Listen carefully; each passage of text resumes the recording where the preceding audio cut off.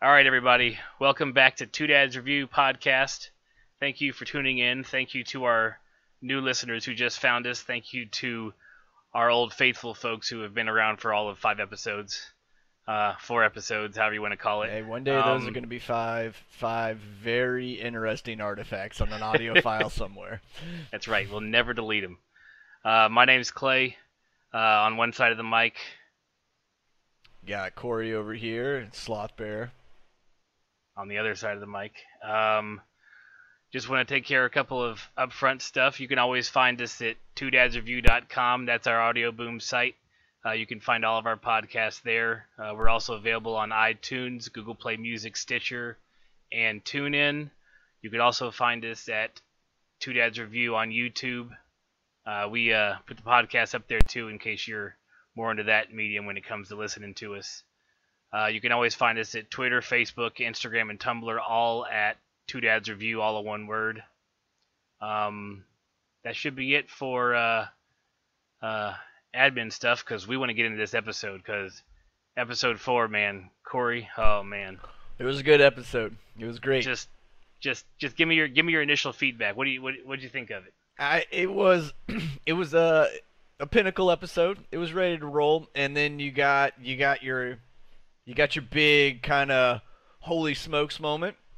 Not the giant one, I think, that's going to happen somewhere in this season, but enough to make Agreed. you go, all right, I'm not mad at you guys anymore. Like, you've been teasing me enough. Thank you for giving me this display of what you can do, and I know bigger things await. Thank you. Right, exactly. Yeah, they definitely stepped their game up. They definitely, I mean, it's almost like, we're halfway through the season, so we're four of 7 episodes, and they could have a couple little skirmishes from now on, but I would be okay rolling into the end of the season with that being the big fight scene, but we know it's not going to be, which makes it even better.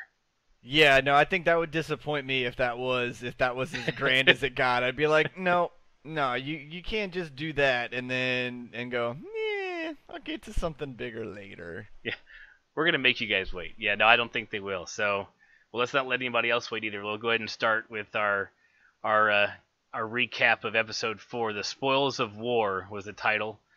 We start out at High Garden. They're packing up what's left of the goods and the gold and everything they've taken from Lady Olenna, rest in peace. Yeah, and they're also kind of patting themselves on their back a little bit. A little bit, except all except Jaime, who's just still butthurt from what she had told him right before she died. So he's not having too good of a day, and Bronn kind of senses that as he gets his big old bag of gold, and he's just not gonna tell him about it, and it's just. Yeah, there was some good brotherly banter back there. A little bit of, hey, kind of one of those like, are you okay? Are you okay? Yeah, I'm fine. Don't worry about it, dude. Like, but hey, man, I know you're not okay. Just shut the hell up, and I will be okay. But you keep talking about it, and it's making me not okay. All right, I'll leave you the hell alone.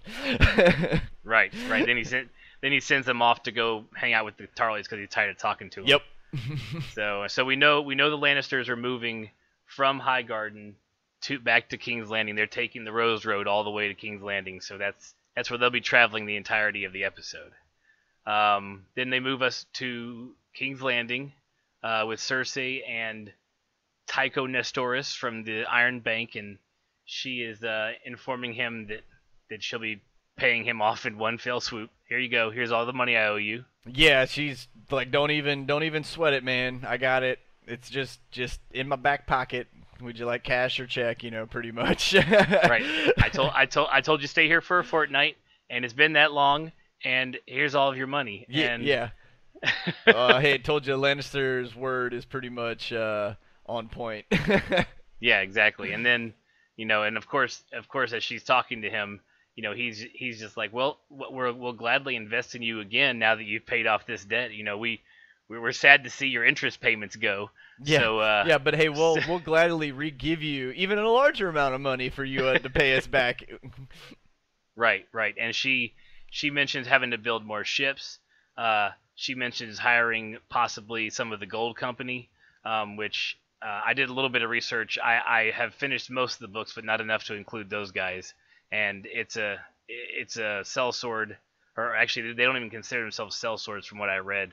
They're just they are men for hire, but they are more than just the money they're paid when they fight. It's a pretty neat little read if anybody, has any more information on them. I pulled up the wiki real quick, but just I know she mentioned it, so I had to go look it up.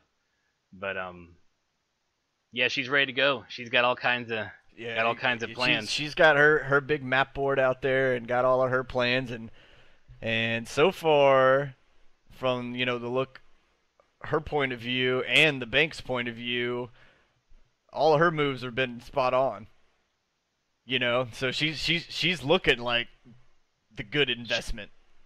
She's been knocking out of the park this season so far. She hasn't really done anything wrong yet. Everything she's done has been exactly correct. Yeah, pretty much. Nothing has failed for her. Exactly. So she's definitely a force to be reckoned with. But as we all know in Game of Thrones, that your luck only lasts so long. Yeah, so, that's the truth. So true. Okay, so they move us from King's Landing up to Winterfell, and we have Littlefinger and Bran sitting down having a buddy chat, or at least that's what Littlefinger is trying to make it. And Bran is sitting there in his normal, quiet, cold self, and Littlefinger gives him the knife that was originally given to someone to kill him back in season 1 when he was laid up from being pushed out of the window by Jaime Lannister. And Bronn turns it over his hands a few times and then asks him, do you know whose dagger this is? And Littlefinger looks at him for a minute and says, it's been so long, and I don't really know who, where it originally originated from. Yeah, playing pretty coy right there, because he knows the whole story of that dagger. I mean, he has to. I mean, and that's if we were talking earlier before we started recording, that's Bronn is either testing him as to like where the short term where this dagger came from, within the seasons right before all of the Game of Thrones series started, or if he touches it and can see back to like when it was being hammered, like whose it was, like that kind of historical thing. And I'm sure that will bring itself to be later on, and probably because of what he does with the dagger later on in the episode. Very true.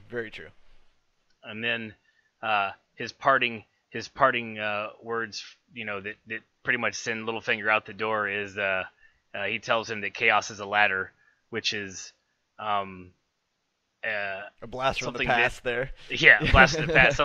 Something that Littlefinger had said to Varys back in the throne room back in season 3, episode 6 is when I looked it up what it was.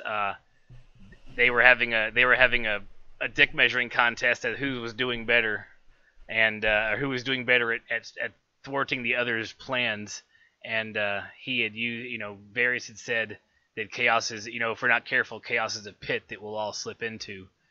And Littlefinger had told him chaos isn't a pit, chaos is a ladder. Yeah. And so this is the first time at all, or in a really long time, that we've seen Littlefinger, that expression on his face, that almost backpedaling, almost on his heels, like, oh shit, this guy's, he's not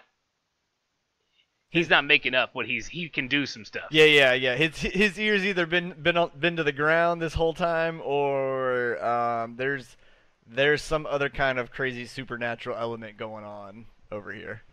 Right. And to bring up something with the actors, this is the first time that we see a few times that I'll bring up this episode, that the actors convey so much with their facial expressions alone. No words have to be said. Just the way they look, either at the camera or away from the camera, the way they're doing it, it conveys so much emotion. And this one just made you feel icky as you watched him just kind of mull over what Bran had said to him, or what Bran, had said to him. And it was definitely a neat scene and a start to a trend for this episode of nonverbal communication with the audience. It was very cool.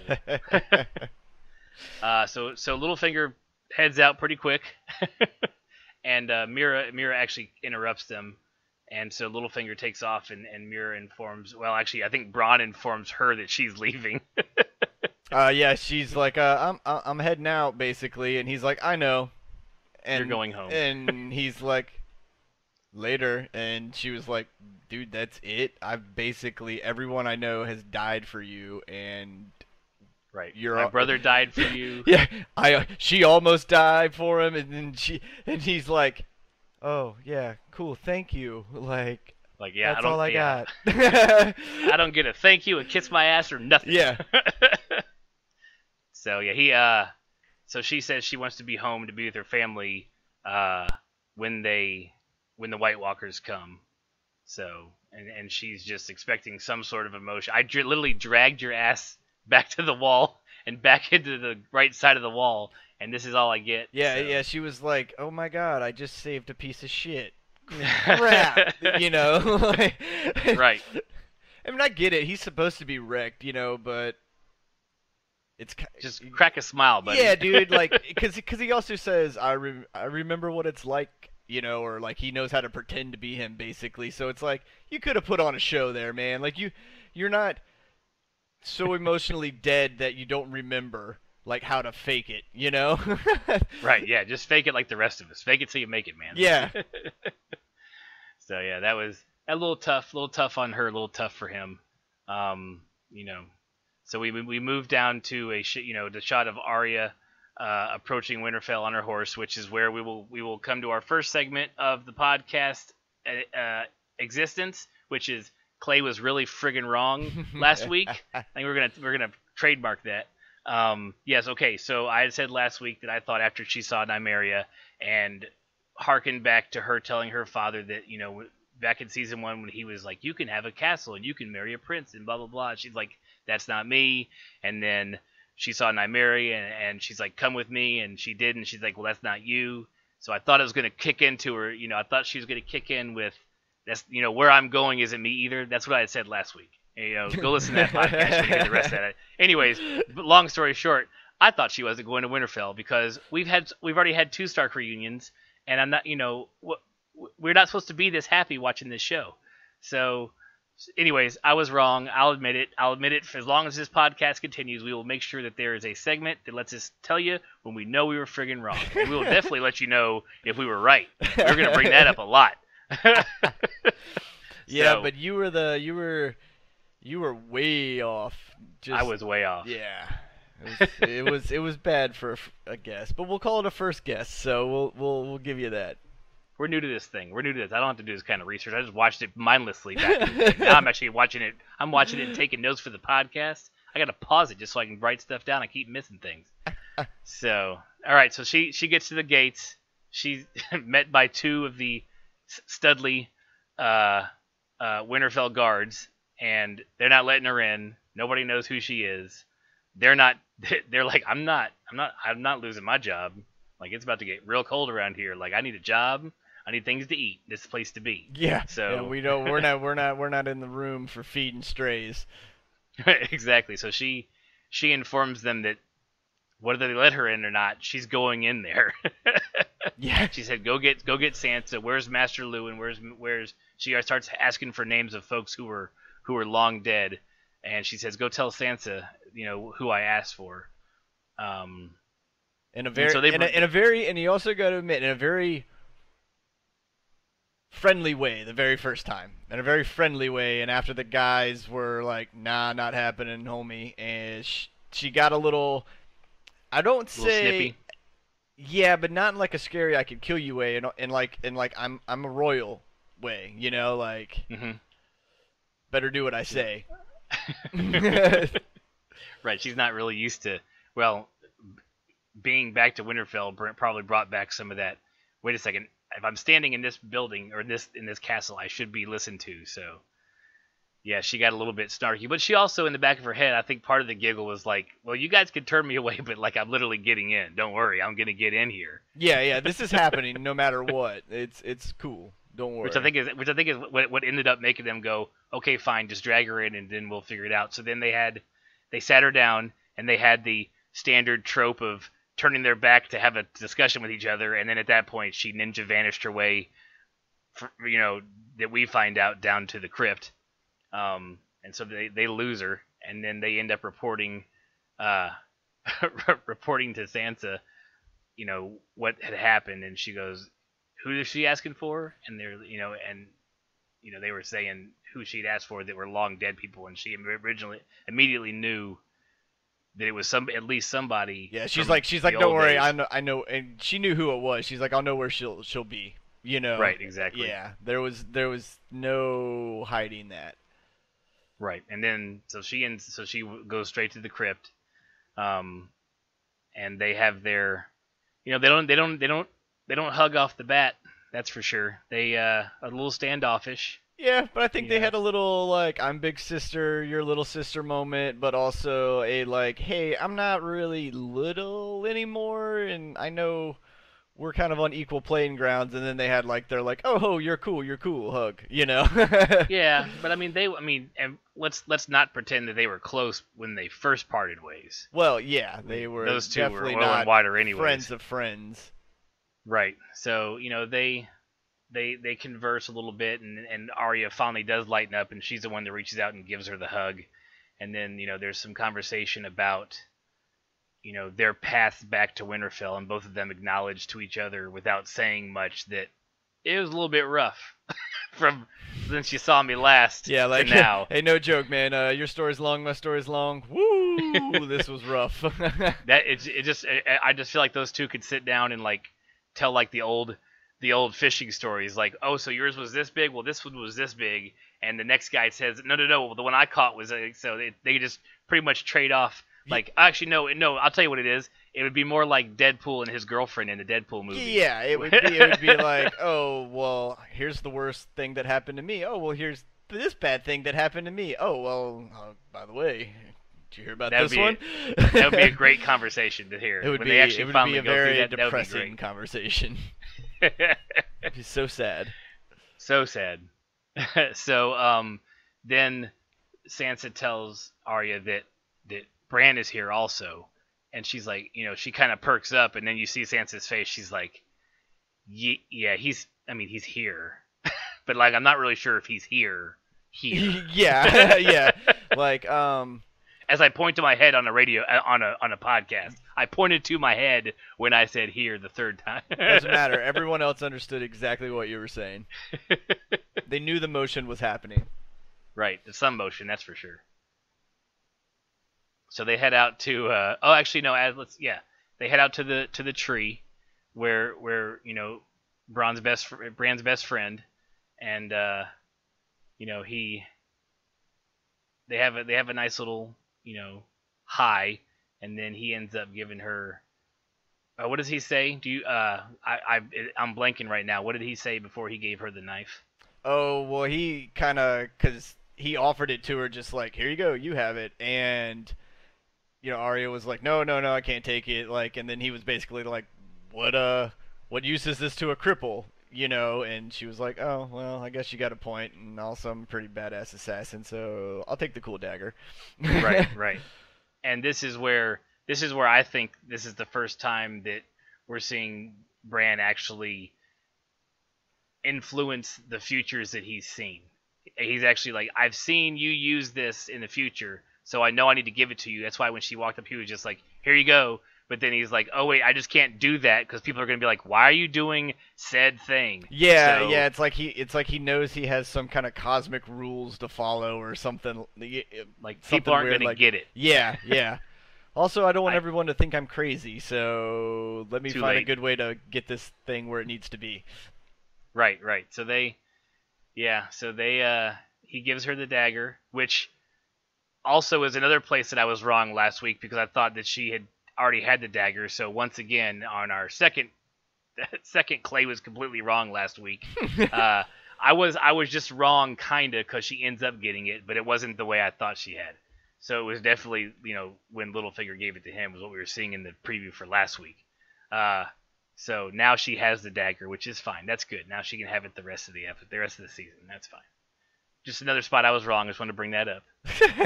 For anybody who listened last week and is going to listen next week, there'll be plenty of these. So the last thing before we leave Winterfell, the three of them are walking back into the castle, and they're pushing. The three. Okay, I take that back. The three of them aren't walking back. Two of them are walking, and one is being pushed in his brand new medieval wheelchair. And Pod and Brienne see them, and Pod says, "Hey, you had a part in that. Yeah. This was what you had promised Catelyn Stark way back when, that you would bring her girls back to Winterfell and her family, and Brienne wasn't having much of it. She's like, shut up, Pod. It's like I didn't do anything. It's like she doesn't know how to accept a compliment. She's like, I can't, and he's like, basically like, yes, you can. Listen up, And finally, he does the old Pod thing, and everyone just like crumbles to his mild masculinity, I guess. I'm not sure what it is, man, but he's got a way with people. Right. Yeah. So he gets her to at least say thanks. Like, thanks, Pod. Well, because when he calls her milady, and she's like, I'm not a... All right, I'll give you that one, kind of like, fine, you can take it. Exactly. All right, so that was the end of Winterfell for the time being. We move on to Dragonstone, directly in the middle of a Gilmore Girls conversation or something, because they were talking. Yeah, they were definitely getting hot and heavy. Like, that you could tell whatever they were talking about before the camera came in was about to get real gossipy. It's kind of funny to see those two do that too, but it's nice that and Missandei and her having that about Grey Worm, but then she also knows that when Jon's standing down there, she gives her another look like, now you going down to your hunky man and go talk. He's got something to show you. Yeah. She's basically like, go see what that dreamboat's all about. Let's find out a little bit more. And of course, Jon's all down there like, hey, I'm brooding. my question is, how much of that did he hear as he's staying down there at the bottom of them stairs? Yeah. He's like, yeah. God, what did he walk in on? It's like, this is so awkward. Like, he's a eunuch. Like, all you see in his head is like, but he's a eunuch. Wait. So how does this? I'm sorry, I have something to show you in the caves down here. Yeah. He's like, you know what? I'm completely distracted. Not even my place. Why? I shouldn't even question it. Right. So he takes so Jon and Dany and Davos and Missandei. Jon leads them all into the caves that have the dragon glass, because he says, I wanted to show it to you before I start hacking away at it and mining it. Oh, and that is the most romantic scene you're ever going to see in the Game of Thrones. Yeah, just saying. They may as well have lit candles in there. Yeah, it was on point. They were not holding back. That's right, because he separates the two, because all four of them came into the cave, but then he separates from the pack with Dany to show her the magical carvings that have been there for so long. We were pretty sure. Yeah. We're pretty sure he wasn't doing them right before he had them. I finished. Okay, let's go get them. I don't know, man. Those White Walkers looked a little too new in the cave. They had blue eyes and everything. They'd have survived for thousands of years on a cave wall. You got to be kidding me. While I'm sure we're supposed to believe that it was carved by children of the forest, and I'm sure the plot will tell us that, like, that's a long time, and those things were impeccably etched, as opposed to the humans and the children of the forest etchings that was like my 4-year-old was like drawing it, and then you have these White Walkers were meticulously carved into this wall. Yeah, they were definitely a little more detail went into those. They were like, look, guys, we got to put all of our manpower into these White Walkers. Yeah, we can't. Can we explain how scary these things are with a stick and a hammer and a chisel? Yeah. So there's definitely some sexual tension that can be cut with a knife in that cave. They're definitely romantic light, talking about their impending doom. Yeah, and they were very close face to face the whole time. Like, I mean, they course, don't brush teeth, so they knew what was going on. and of course, we to make everything so romantic, what does she go back to again? Oh yeah, she's like, bend the knee, homie. Right, and it's like, just get over it.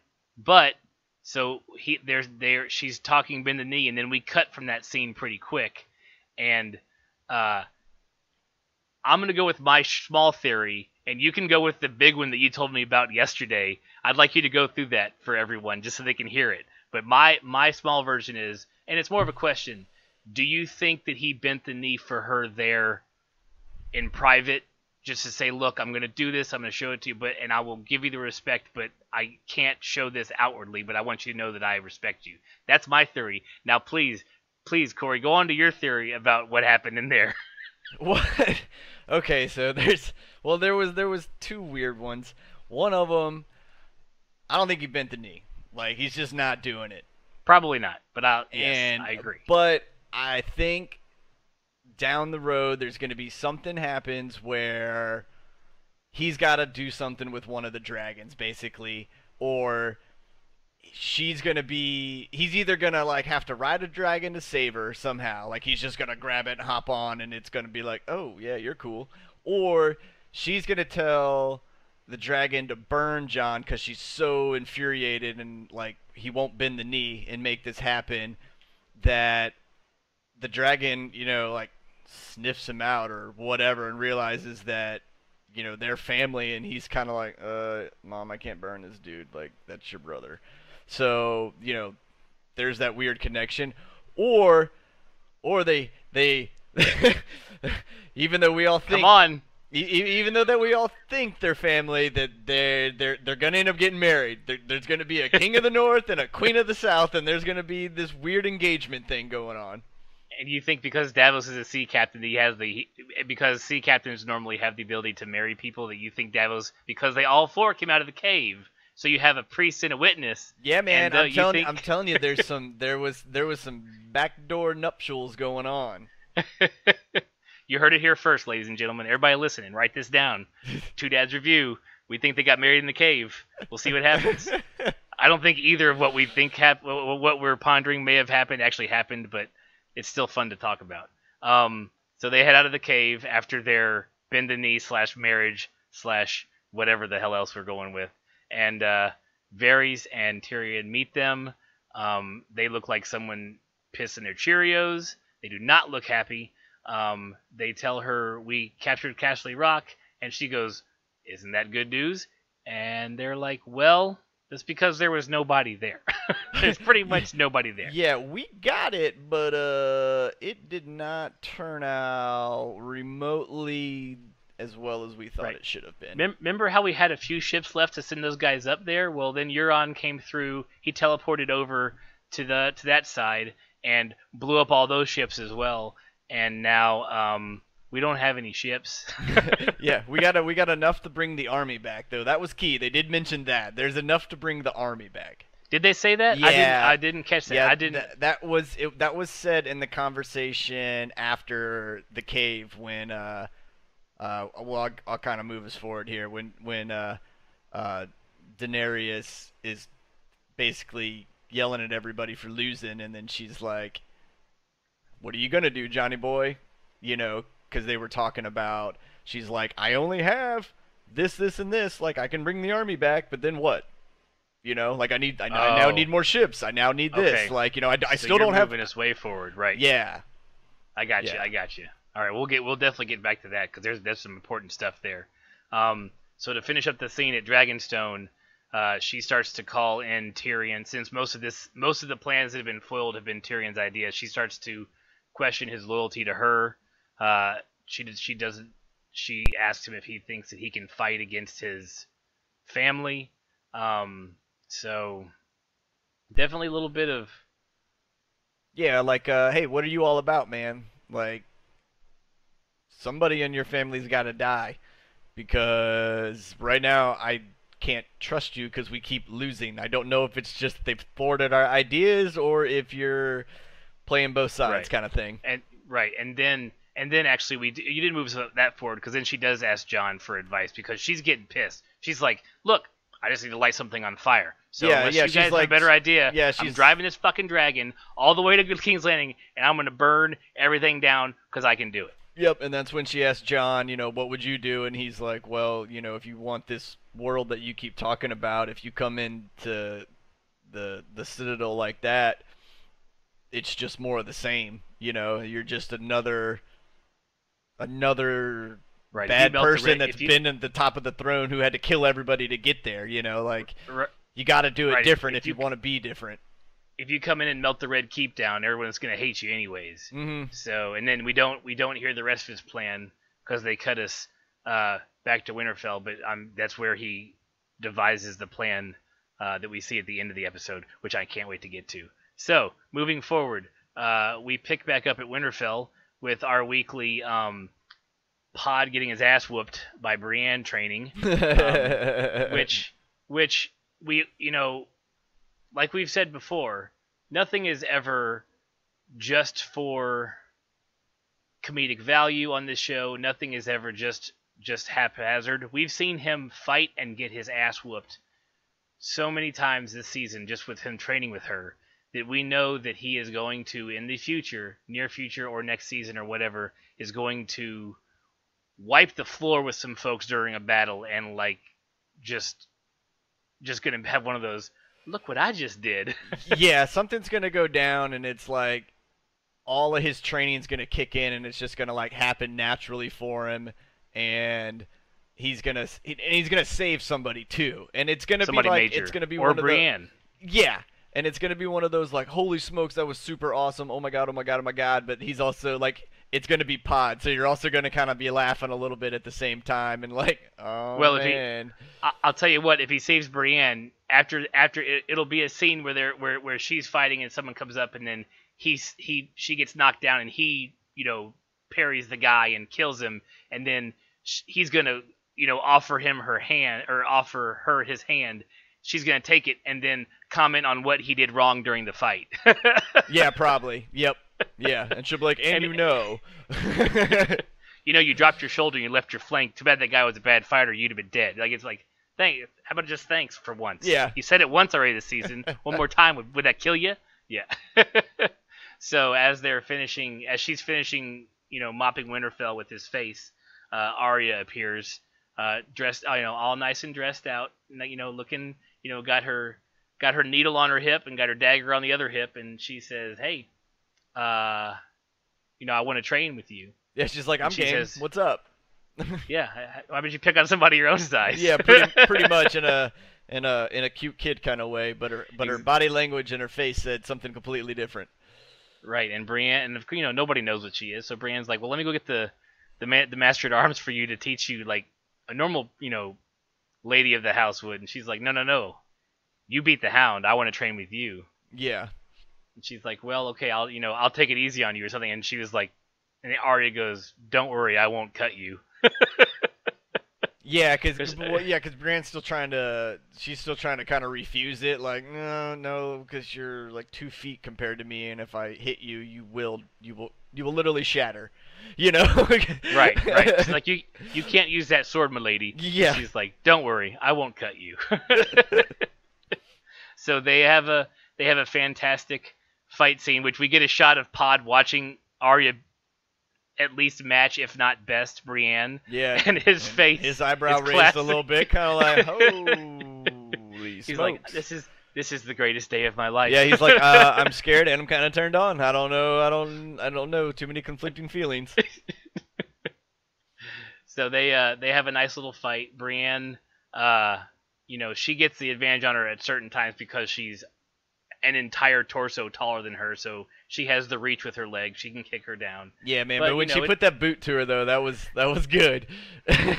Right, and you saw Brienne's face like, "Oh shit, I'm gonna be so fired." Yeah, basically it was like, "Oh my god, I just kicked her," and then Arya does a little jump up thing. Yeah, and goes all berserker Wolverine mode, like, oh god, I haven't been hit in so long, I forgot what it felt like, and yeah, let's fight. That was like, jeez, man, girls, gone crazy. Right, and then so they end up, Brienne disarms her of Needle, and then she draws the dagger. She goes to Brienne goes to grab the hand of the dagger. She does a sweet ass dagger flip to the other hand, and they end up in a draw, which was great. And the sparring part was great, but what we got to see better was the shot of Littlefinger and Sansa, who had watched the whole thing, the whole interaction go down. And I said this before, or before we started recording. If they weren't on the second floor in Winterfell, their jaws would have been touching the ground. They were just like, what just happened? Yeah, and then Sansa, of course, looks butthurt about something. Like, oh man, she can do cool stuff too. I'm assuming that's what she's all sad about. Because Right. Her face was not one of what? It was more of no. Oh man, my brother has superpowers, and my Yeah. sister is a ninja, and I am me. What? And damaged. Everybody gets to do cool stuff? Okay, yeah. It's like she just was like, I'm not happy. I'm not happy. Right. And she quietly storms off. I'm not even sure if storms is the right word, but she definitely was just not happy. And Littlefinger, I believe, number one, he saw the dagger, so he knows that it's not with Bran anymore, and it may be the second Stark that he's pretty sure he can't manipulate either. In fact, he's pretty much down to, Sansa has clearly made it, I think has made it, he knows that he can't manipulate her. He thinks he can maybe a little bit, but he's losing her quick. And the other two kids, he's like, nah, I'm not going to mess with you guys, because you'll slit my throat in my sleep, and you'll just, warg into a bear and just, like, have it come eat me. So yeah, I'm just gonna... and John's already told him, I will kill you. Right. Like, Exactly. He's definitely has to. I'd love to know what's going on in his head, because his whole know everything all the time speech from last week, he better be knowing everything in the future real quick. Because... Yeah, I think that was like a pretty sweet like little foreshadow moment, and then also I told you what to do, so of course I've been seeing all the angles, and then all of a sudden him getting his reality of, look, dude, you haven't even scratched the surface on the angles that are going down right now. Like you were quietly delving out of your reach of what you may and may not be able to shift because you're in the north. right. You literally know nothing. Yeah. Okay, so sorry with the know nothing pun. All right, so we move from Winterfell. Check my notes here. To Dragonstone, where Jon and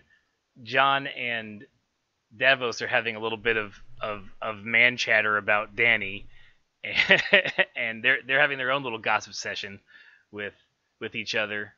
And Davos brings up the fact that he knows that the way he looks at her, he knows that what love is, and of course then Davos spots Missandei, which puts a perk in his step for whatever reason.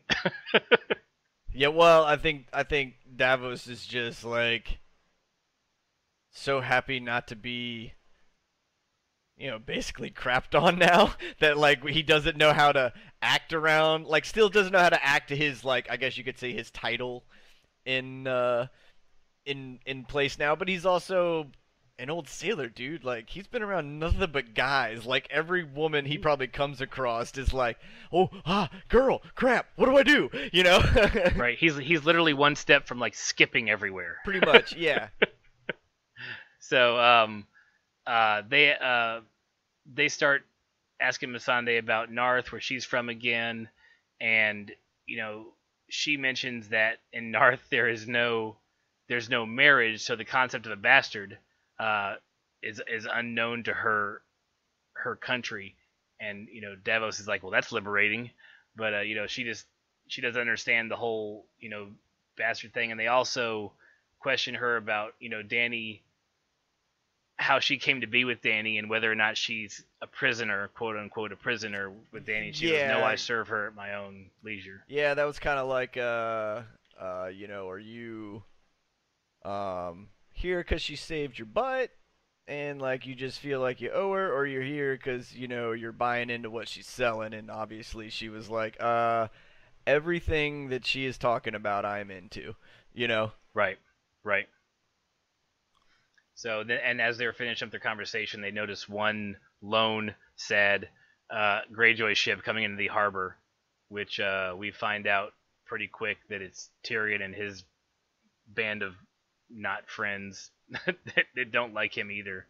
But he wants to come ask Dany for help getting his sister back from Euron, and that wasn't John's. That wasn't Tyrion. Did I say Tyrion? Yeah. I meant Theon. Boy, Yeah, that's bad. Yeah, it was. Yeah, Theon. I was like, wait a minute, where are you at? whoever's screaming at their phone or in their car or on their computer, I'm sorry, it's Theon. Yes, but he's come back and wants to ask Dany for help. Jon wants to throttle him, but he knows that he helped Sansa escape last season. So, but Jon also informed him too that I would kill you, but here's the only reason you're alive as well. Jon's letting everybody know that he is, even though he just got done saying he doesn't like his his job per se, he sure is letting everybody know that he's good at it. Right. I don't like killing, but I'm good at it. Yeah. I'm damn good at it. And I would do it to you if it wasn't for one thing. Exactly. Yeah, I have a conscience, basically. Right. So Theon asked to speak to Dany, and I believe Tyrion arrives. Tyrion walks up on it and says, "Well, she's not here." And so we're all like, "Oh, where is she? Where'd she go?" And then we find out. So now we move on to the end of the episode, which the last 15 or 13 minutes is just grand. So we find it. They bring us back to the Rose Road. Lord Tarly rolls up to inform the viewers, not Jaime or Bronn, that the gold has made it to King's Landing. It just got through the gates. So you have here's this convenient story arc we need to tie together real quick. Hold on. Right, because and we didn't mention earlier, the guy from the Iron Bank had mentioned, yeah, we'll do all this as soon as the gold arrives. And so all of us were like, ooh, if they don't get the gold to the King's Landing and they get a hold of it, then Cersei's stopped in her tracks and she's going to have to scramble. Well, they made sure to announce that to all of us that no. Of all the wagons, we put the gold wagon up front and pushed it in front of everybody, and it went right into King's Landing first. And so what they also bring up is that we stretched our army thin because we moved the gold so fast. Like we put the army up where it needed to be, and now this is what's left. Because even Jaime goes, "Well, we are stretched a little thin." Yeah, they're just walking this road. The army has to be stretched. Because the road between, if you look at the map of Westeros, which I'm sure all of you have pulled up right now while you're listening to the podcast, where am I thinking about? I am looking at Highgarden is on the other side of the entire continent, and then they follow the Rose Road, kind of at a diagonal up to get to King's Landing, and so you got these guys who are stretched, who knows how far. So the worst part is the guys who end up being in this battle are like the weak stragglers who weren't staying with the rest of the army, and it's like, we can start flogging guys. That usually motivates them to go faster. Yeah. He's like, by the way, hey Jaime, in case you forgot, flogging really is good for morale and moving their legs faster. And Jaime's like, yeah, they fought valiantly. Like, let's hold off on beating them for a day or two, at least give them a warning. Yeah. Tell them they need to walk faster first. Right. So Lord Tarly heads off, and Dickon shows up, and Bronn, like the rest of us, he's like, and Rickon? He's like, no, Dickon, and Bronn just laughs. Yeah, like we all do. Yeah, Bronn just was like, okay, I got to get this out of my system before I can carry on anymore with this conversation. Right. So they start quizzing him on how his first time in battle was, because his battle at Highgarden was his first one, and he answers with the macho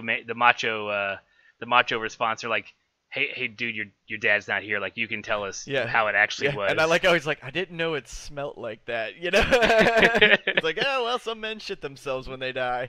Right. And then Bronn informs us that he learned that lesson when he was 5. Yeah, and Jaime looks at him like, my God, man, like, what have you been doing?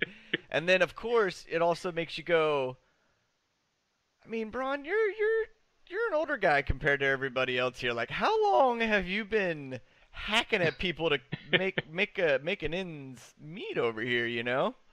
Right. When they start pitching ideas for spin-offs of Game of Thrones when it's over, I want the Bronn origin story. Oh yeah. I want it from when he was born. I just want to know it from when he was born to when we first meet him. Pretty much, yeah. And then have like a Podrick after the throne story, like if he's still around. Right. If he's still around. Hopefully he makes it. Yeah, So, I mean, I feel like he just has to at this point. Like, you can't. He's just lovable. He's just a big teddy bear. Yeah, like I know favorites die, but he's the golden The golden child in goose. here. He's Yeah, man. not go. Yeah, you're not going anywhere. You're staying here. You're gonna save a bunch of people's lives. Yeah, you can kill everybody else in the show almost. And I feel like more people would be upset if Podrick goes because you'll be like, why? There was no need for that. Like he didn't have to go. Right, and yeah. So in moving on in true Bronn fashion, because we do know Bronn is literally the best fighter, almost in the entire characters of Game of Thrones. He is one of the best fighters there is, and one of the best warriors. And of course, he hears the footsteps first, and he's like, "Whoa, do you hear that?" And then shortly thereafter, we get the just horde of Dothraki coming over the hill, all of them on horseback, because they're all horse riders. Which so let's just take a turn just for a second. So when we saw the Battle of the Bastards, or as I learned from watching the behind the scenes stuff on HBO, they call that scene Bob. So they all reference that battle. The Battle of the Bastards is Bob, like all the special effects folks, and they're like, how are we going to top Bob now? But you have some cavalry, but you don't have all the force you're fighting against cavalry. They're all on horseback, which is insane and scary to every single one of those spear wielding and shield wielding bastards that are down there. Oh yeah, but can you imagine like that sound? Oh yeah, it's like, just and like they, and I'm this, sure and, the ground was moving. Yeah, and this is before the bigger, scarier thing even shows up. Like, oh my god. Right. Like, I don't know how any of them grabbed any weapon, because they all should have just been in the fetal position, scared out of their mind. True, very true. And even Bronn turns to Jaime is like, you need to get back to King's Landing. He's like, I'm not leaving these men, whatever. And then literally as he says that, you hear the screech. Yeah, well, and Jaime also says the dumbest thing: we can hold them. Right, we can hold them. And I'm going, dude, you are looking at the horizon over there, and it's nothing but men on horses for as far as the eye can see, and that's just the first row. Right, and let's harken back to Robert Baratheon back in season 1, where you have Robert Baratheon, the man who beat the Mad King, the man who claimed the Iron Throne for his own, who has seen hundreds of battles, and he tells Ned, the one thing I would never do is meet a Dothraki horde in an open field. And this is literally what you're doing, and Jaime's response is, we can hold him. No, you couldn't. Even without the dragon, they would have won. Yeah. Which kind of makes you wonder, like, why was the dragon there in the first place? But also, was this hey, tell your sister this is what's up kind of thing, Right, yeah. In case you're wondering, I do have dragons, and here you go. And she also really, really, really had to burn something. She was that mad. Yeah, well, that, and is it also because we saw that Tyrion was there, with the other Dothraki, and did you notice how were those Dothraki guys around him because they're his bodyguards, or were they there because they're like, Queen told us not to trust you, so we're making sure you stay right here in front of us? But you also get to see Tyrion watching his family's name and family's quote-unquote people get his slaughtered. People die. Slaughtered. Just slaughtered. And I mean, Drogon makes quick work of all of the supplies. He cuts a hole in the line to allow the horses to allow the Dothraki, who, by the way, stand on their saddles and fire arrows, which is the coolest shit I've ever seen. Yeah, dude, those guys were getting it, man. And then they also proved the point that they are scared of nothing, because they were just leaping off them over the wall, You know, like going, hey, Right. I'm gonna land on that spear, or I'm gonna kill 7 of you. Whatever, all the same to me. You're gonna spear my horse, and I'm gonna pull a Tom Cruise and dive off this thing and land, and I'm gonna kill at least more than one of you, and then you guys can kill me. That's fine. But I've taken out 4 of you, so I've done my job. Yeah. Yeah. So, yeah, yeah. So Tyrion shows up. He oversees. He's overwatching, and you can already tell this is. So we're down to another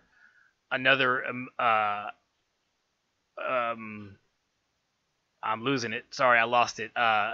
Where he doesn't have to say anything, and you get to watch his face, and you can tell every emotion that he's going through. Yeah, you could see the empathy for what's happening, but also like the understanding at the same time that my family put this position together. Like this is the only way this was going down, kind of thing. Right. And at some point he's going to realize that other than Jaime, they all hate him anyway, so why feel too much empathy? But he's definitely having some trouble right now, and we see that later on also, that he's, in this trailer for next week, that he's definitely feeling some feels, some emotions that he's having to fight with inside. Well, yeah, and also, he Saul's brother going head on with the dragon. Well, let's hold on now. Yeah, just cover a couple things. We have awesome Bronn running to get the giant bow and arrow, while you have I believe you said it to me earlier, the T-1000 Dothraki. Yeah, that was the Terminator Dothraki, because there was a whole scene where Bronn was, he got clipped off his horse, and it was a good, minute and a half, I'd say, of him kind of shambling his way through a fight and still killing people, and then getting himself together of basically just getting flung off a horse like that. And that Dothraki was like, that's cool, man, you can run, because I'm the bad guy that gets to walk everywhere and still track you down. Right. Yes. Exactly. And then so he lands, he scores. He finds him. And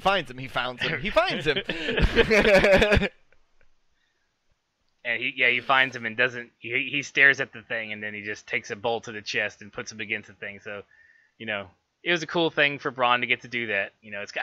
I find myself, there's so much invested in both these, in all the characters on both sides of the battlefield, that I'm not rooting for either side. I'm like, oh no, you need to stay alive. You need to do something cool on that side, but you need to do something cool on that side. Like Dragon, you can burn what he's on, but Bronn's going to magically jump far enough to not, get caught in the flame, which we all know he didn't jump far enough to get away from that flame once he hit that dragon. Yeah, he was with that bolt. He's got some hops there, man. For an old man, yeah. Yeah, dude, he should have been in the Olympics. So Bronn scores a landing. Dany doesn't fall from a dragon doing a friggin' tailspin from 300 feet in the air. She hangs on. He recovers, which was nice. I was afraid they were going to just kill one dragon right now. Like, we know a dragon's going to die, like at least one, because truth be told, it would not be the last season of Game of Thrones, or not this one, but either this season or next season, if they don't kill a dragon and the Night King doesn't raise him up and make it an undead dragon. Like, that's going to be insane. And the question is, if there's an undead dragon, a White Walker dragon, does it spit ice instead of fire? I don't know, but that'd be so friggin' sweet. Like, it's going to happen. I don't know. I don't think we're going to see a White Walker dragon. I think we're going to see dragons kill a lot of White Walkers. Well, true, but like I said, just saying, they're going to kill a dragon. If a dragon's going to die, that Night King, if he can get to it, he's going to raise it. Yeah, that's but what I think. Well, if that's the case, then okay, let's say a dragon dies. Like, I think it's going to be in the south. So the White Walkers are getting through the north, making the whole way down. Oh yeah, dude, absolutely. It's gonna be, yeah. We're gonna get we can't turn onto that. That's a whole different podcast. Okay, we'll get there. Okay, let's finish up. Crap. Now, yeah. like, my brain's like, yeah, going, like, no, we can't talk about this right now. Just watched. Now I'm more interested in what might happen in my own head.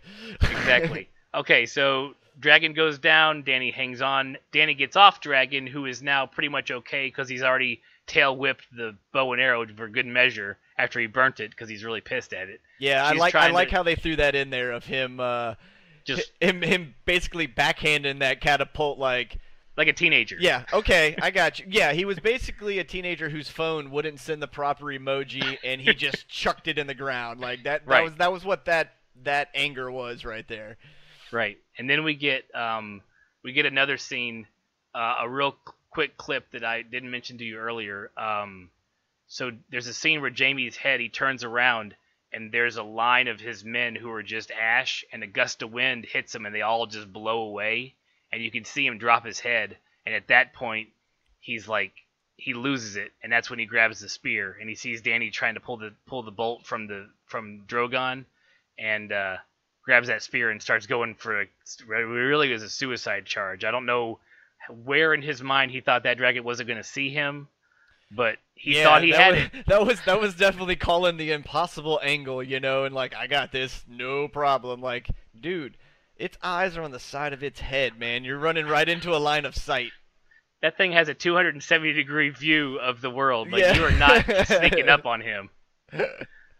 So we get Danny turns and sees Jamie. Jamie sees her, and then you see the dragon pull right in front of her, and you see the back of his mouth heat up, and then Bronn or Dickon or somebody. We don't know because it's probably Bronn because Bronn saves everybody's day because Bronn's that friggin' awesome. But we don't know yet. Knocks him off his horse just as the blow of fire comes out and nukes the horses. And the final shots we see are Jamie with his heavy ass golden hand and all of his gear sinking to the bottom of this lake or river or whatever it is. I don't know what part he got hit into, man, but he fell to a really deep part, I feel like, in whatever body of water he landed in. Right. I guess the producers forgot the horse was literally running 5 feet from where he just landed off of it, but now he's going all the way to the bottom. It's like, are you sure you know how water works? Yeah. I mean, he was basically landing where, like, skimboarding happens, you know? Like, what's he sinking in? Right. How far? Bronn, we already know you have hops. Apparently, he used the same hops that he got off the bow and arrow machine that he used to knock him off the horse, and he probably went straight from that horse 30 feet into the middle of the water with Jamie. That's what happened. Oh yeah. There's some comical side reel of Bronn just flinging him, across out into the ocean. Right. So that's how this amazing halfway point episode ends. And let me think. Yeah, I would probably call this the best episode of the season so far. I'd give it the #1 spot right now. I'm pretty sure they're going to top it, But it was definitely a fantastic episode. I had a blast watching it, and I pretty much spent the entire battle scene saying "oh shit" over and over again. Yeah, but okay, now with this take away the dragon. Just take the dragon out at the end, right? Mm-hmm. Fight still happens, everything else. Is this still your favorite episode? What was the other big battle scene in episode 2? What did we do? Well, that's when you have the Greyjoy uncle dropping the hammer down from the boat and going all berserker. Because to me, that battle is still better than the battle we just watched. Like, the only thing to me that makes the last battle we watched cool is you get to see the dragon and you get to see the Dothraki. But as far as like a fight on fight, like, yeah, there was not much fighting going on. Yeah, like, there was no match. It was a lot of panning and seeing the aftermath, right? Right. And basically letting your brain go, what? Right, exactly. So okay, I'll give you that because the water, the battle on the sea with Euron was pretty friggin' amazing, and I still love Euron. I was kind of sad we didn't get to see him this week. Because I love it. I love any time he's on screen. Yeah, he basically needs to find his way into every episode somehow. I don't care. Let him find an ancient alien artifact, and he now can actually teleport to keep up with his timeline. I don't care. Tell me he's got a magic pendant at this point. I just want him in the show. Just yeah, I need him in every shot. I need him in Old Town with Sam. I need him at Winterfell. Yeah, like, and he doesn't even have to say anything. It could just be like you notice him walking out of a brothel with like a shit-eating grin on his face, eating an apple, and you're like, what? God, he lives the coolest life. just standing in the background doing pelvic thrusts, all cool against Yeah. No, you just see a room of him just practicing one-liners against Jamie. Like that's all I need right there. Give me 45 minutes of that. Right. All right, so they give us a quick 30-second preview in the next week, and we see Dany and Tyrion with the what's left of the Lannisters, covered in the ash of their comrades, and she's asking them to bend the knee or die, and we get another shot of Tyrion in his, conflicted state. We get Bran warging into Ravens.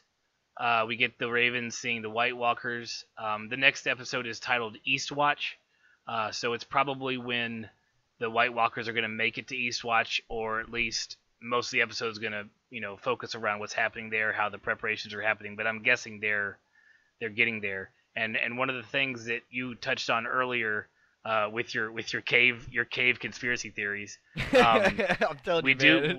we do know that Jon gets to be face to face with Drogon in the next episode.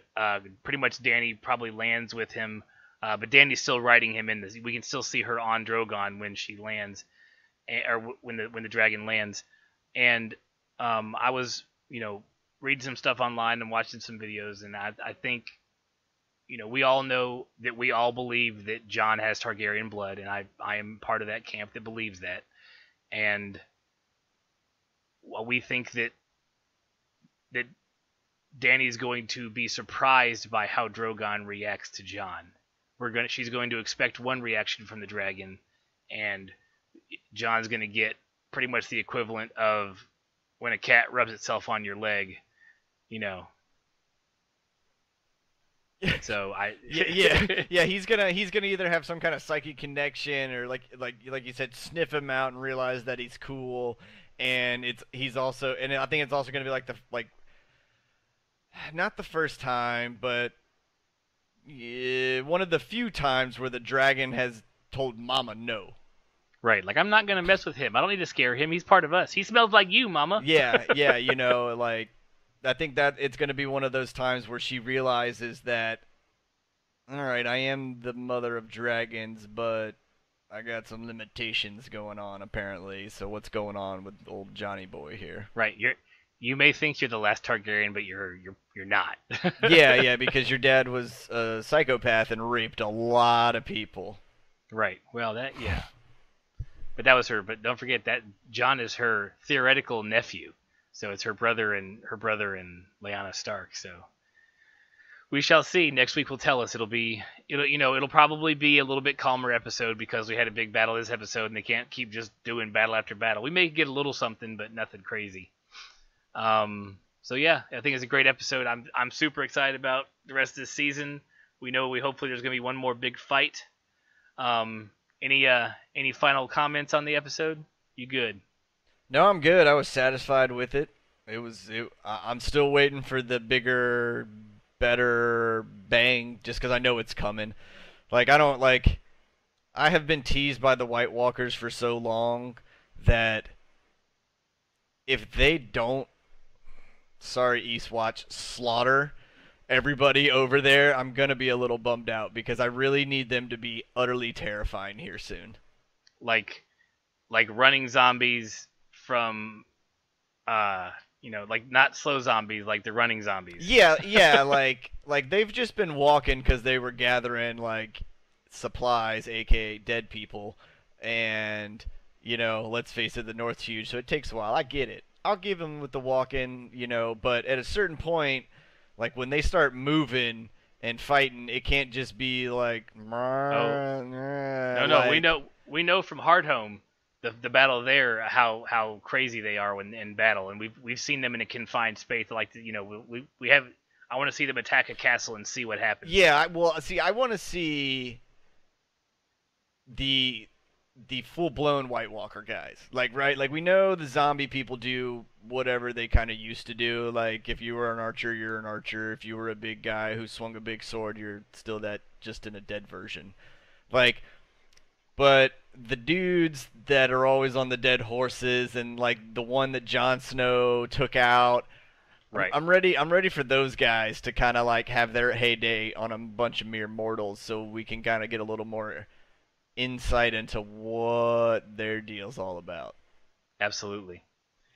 All right. Well, that wraps it up for the Two Dads review episode 4 from season 7 Game of Thrones. A little bit of extra news for those who have stayed on to the end of this. When this season of Game of Thrones is over, we are moving to American Horror Story starts up right after Game of Thrones is over. So unless you guys tweet at us with some better ideas, we're going to move on to American Horror Story. And at some point at the end, at some point in the middle of Horror Story, the new Star Trek show comes on.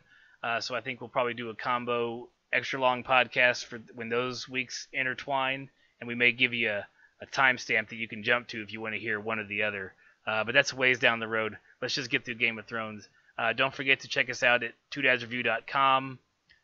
Tweet at us, share the podcast. We don't have any sort of, we're not putting a whole bunch of money into putting it out there for people, so we need to do this, grassroots style. So you like it, you can click the like button, that's fine, but I'd rather you share it first, and then if you remember to like it later on, that's fine. I don't care. Just share it with your friends. Let them know it's something good you want to listen to. It'll get you through the commute. It'll get you through your workout. It'll get you through your run, whatever you want to do. So, yeah, with those velvety pipes over there, yeah, we'll get you through your day. Yeah, one of these, yeah, something over here, that's for sure. And Corey, let them know where they can find you. I know you're streaming. Yeah, you can find me in Slothbear35, and you can find me at Mixer.com, Slothbear35. That's pretty much where I reside. But yeah, if you got anything, follow me on Mixer or hit me up on Twitter. Absolutely, and the Two Dads Twitter tries to retweet whenever he tweets about streaming, so we can try to hook everything together and let everybody know what's going on. But thank you, everybody, and tune in next week for episode 5. We'll see you guys later. Yeah, thank you very much, guys.